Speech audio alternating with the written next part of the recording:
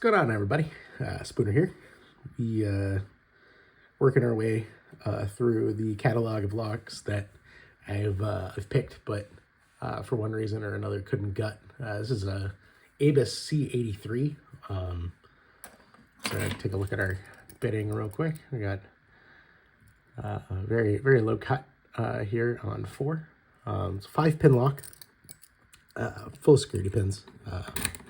And some kind of looking at some pictures online. It's got some fun, like, kind of T-pin type spools, which are interesting. It's a fun lock, very crisp feedback. I bought this lock as a full Euro, and I don't have segmented plug followers or anything, and so I didn't really have the tools to gut it before. I have since come to own a Dremel and sawed it in half. As you can see, there's it's a half Euro now. I've got 3D printed C-clip on the back to facilitate some of this. And so now we'll get our lock here and get in here and pick it, and then we'll gut it. We're using a Reaper tensioner, something that has this shorter foot here, fits really nicely in the notch here of this kind of Yale style keyway. And then we're just using a short flat hook. This is Jimmy Long's, because I like short flat hooks a lot. So we're just gonna start back in the back here. Go a couple clicks on 5. We'll click on 4.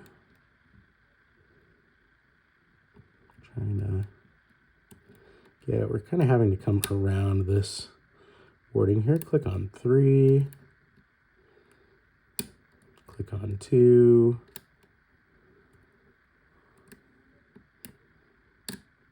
Little click on 1. Of note, that pin started like right here. And you can see there's quite a bit of travel down in here. So you kind of have to, for high lifts, you really kind of have to get your pick down in there to get any sort of action. And now that we've gotten our first bit of action, we're actually going to pick off the warding down under in here to try to get a little better leverage and a little more up and down motion on the pins. 4 wasn't really ready to do anything. Let's try maybe 2. No, 3. No, 4. We'll click on 5.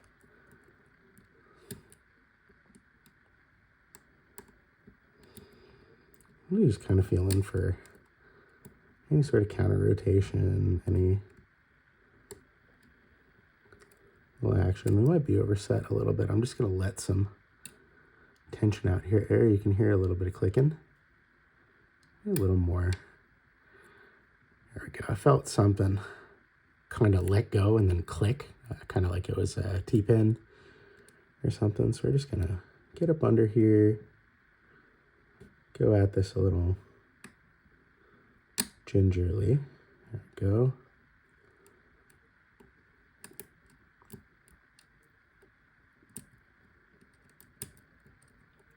Spring.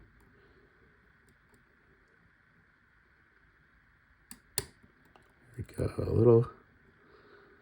A little bit of counter rotation and some core movement after.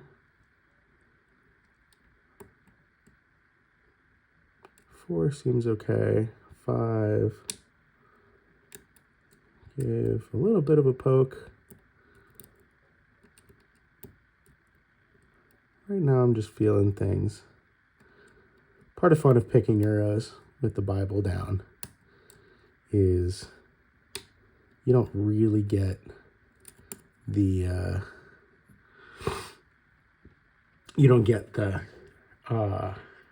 kind of deadness of a set driver on the keypin. You know, it's not just hanging on gravity there that you can just kind of wiggle, because you know, obviously gravity's pulling it down onto the driver. So instead, you're sort of feeling for some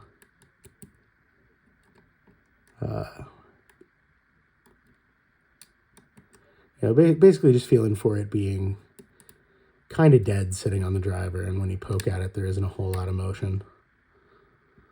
So there, I think we got 5 set just now. We're trying to reach over 4 is our big hang up on this lock. Put a good set on 3 too. Let out a little bit of tension. Got lost 5 again. Just reaching back there. No, it wasn't 5.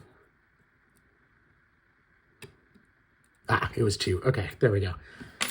So what we did there is we dropped an overset on 2. And then as we were going back through our pin stacks, we found that. And when I push back down on it, I'm going to guess it's probably one of those spool pins that I was talking about. The like T-pin style spool pins.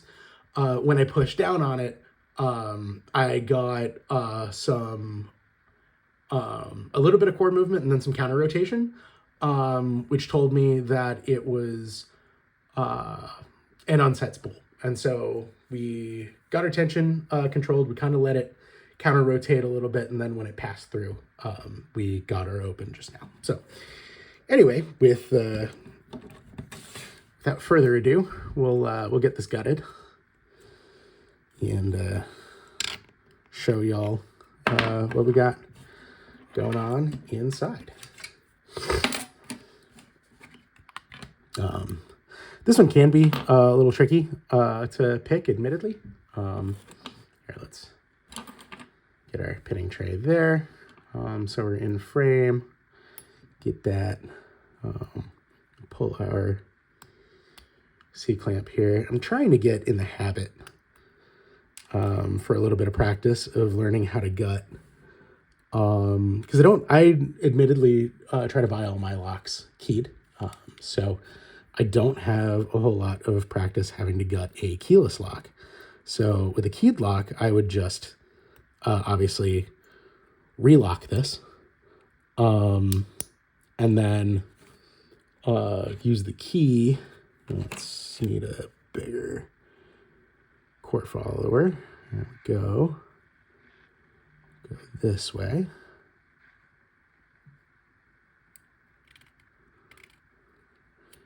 So we're gonna get our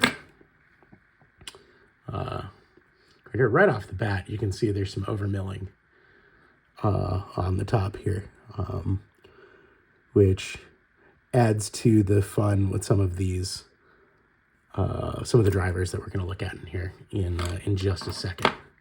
Let me angle this down ever so slightly. Had a different camera angle for a different video earlier. So anyway, 5 pins overmilled.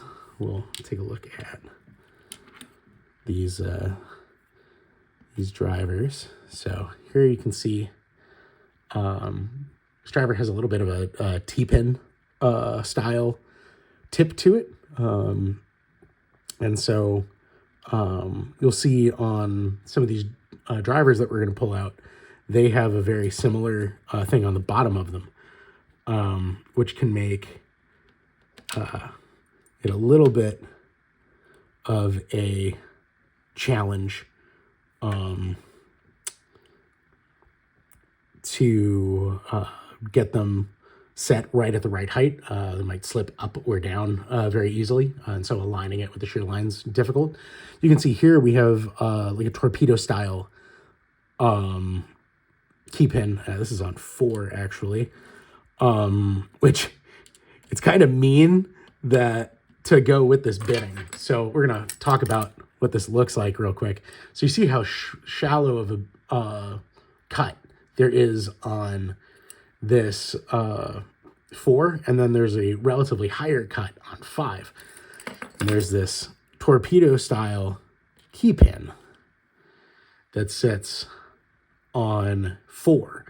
And so what you're prone to do when you're picking this is oversetting 4. And when you do that, because there's this overmilling, and so there's kind of this gap between the top of the plug and the bottom of the rest of the core, the little kind of spool edge thing is liable to get caught in between there, kind of like gin milling a little bit.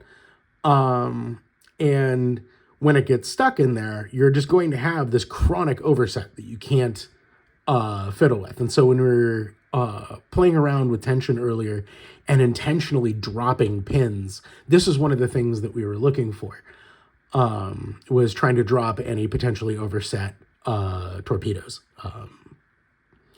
One of the things that makes this lock particularly tricky. Here you can see on 3, we've got another one of those kind of T-pin style key pins. On 2, oh, 1 tried to escape there. Come on, 2.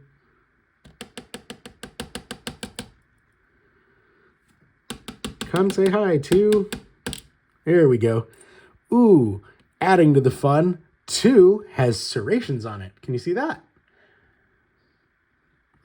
So also very similar to our torpedo trap pin type thing here on the on 4. The serrations can help get those key pins stuck too, and you see it again here on 1. Got those serrations too.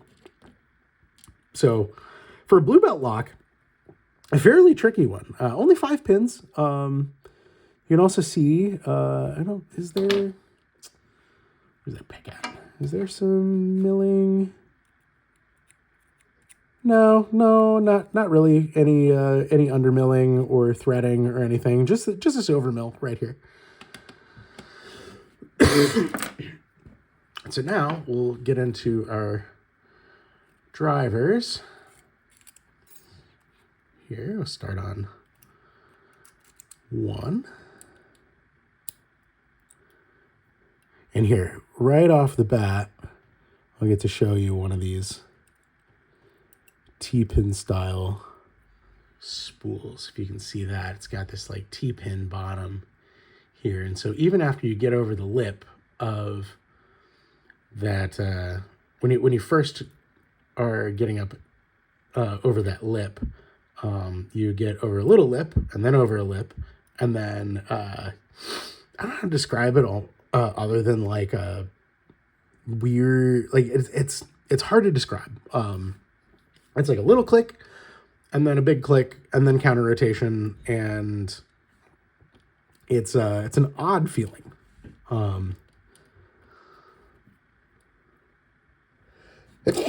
Ooh, excuse me. Still getting over a little bit of a cold. Here, you can see this one was oriented, same style, but unlike the previous one, this one was oriented with the T-pin facing that way. And so now you're going to interact, you're going to pop over this lip, but this little bugger is still going to be kind of sticking there, and can cause you some issues with trying to find that right set height on pin number 2. I very much enjoy this lock. It's a very tricky lock. Flip that back the way that it popped up. So here on 3, let me set this down real quick. So this side was towards the thing. You can see it's another one of those T-pin spools, oriented the same way that 1 was, with the T-pin up.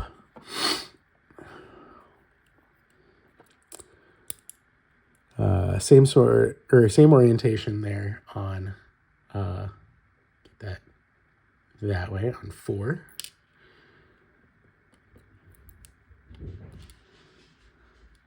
And then switch this. Let me drop these springs out real quick before switching around and doing 5 the opposite direction. Just being ever so gentle, not trying to, there we go.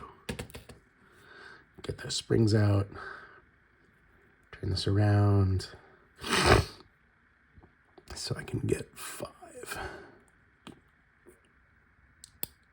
And here 5 you can see is a serrated pin. And you might have heard something that kind of sounded like that when we were picking it earlier. Pull that out and get that spring. There we go. Where we had a ton of clicks on 5 up and down the entire way, which can be kind of tricky to know whether or not you hit it in the right place. Now, one of the things that can be really helpful when you're picking this lock is because the entire rest of the lock is spools, when you get pin 5 set, you will get some kind of significant core movement when it goes to rest on those spools.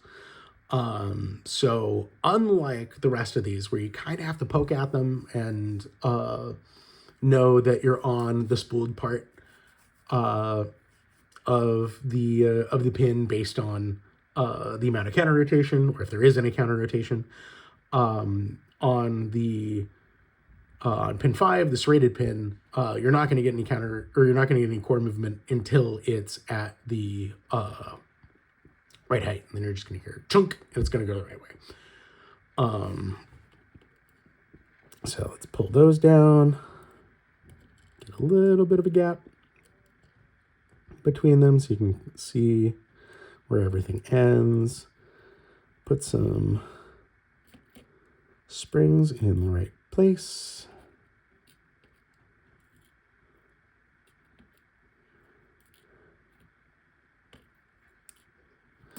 And we'll give you a little bit of a close-up on everything.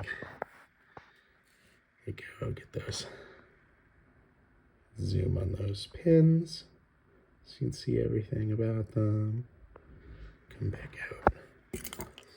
And up in the core, there we go. You can see I don't have any like milling or anything up in the Bible. Just that overmill on the plug, which you can see there. Anyway, that is the Abus C83. I think this is C83N technically.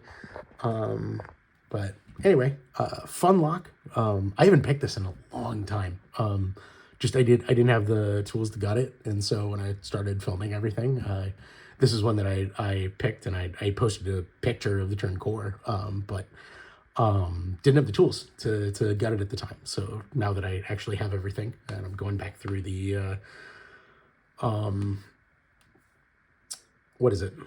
back catalog, I figured I would go ahead and pick this one. So anyway, I know this is a little more of a detailed video than I normally do with a pick and gut, but hopefully these tips are helpful for someone. And yeah, good luck out there. Have a good one.